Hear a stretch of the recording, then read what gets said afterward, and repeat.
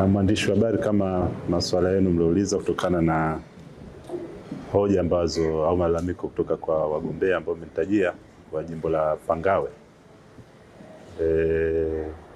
Ni kweli asubuhi nilipata malalamiko kutoka kwa mgombea wakilishi wa jimbo la Pangawe, ndugu Omar Said Shaban, kwamba katika kituo cha kupiga kura mapema Kijitopele, maafisa waliokuwepo pale na mawakala walikuwa hawana daftari.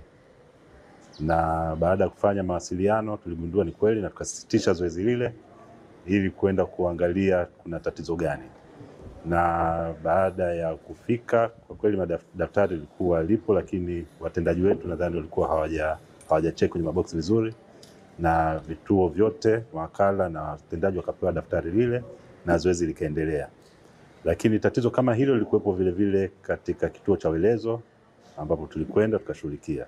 Na tulivyokwenda katika vituo hivyo, of course nilikutana na mgombea Omar Said Shaban, akaeleza malalamiko yake hayo na yote ambayo alikuwepo pale, tukaangalia tukaweka sawa kabla tujaondoka.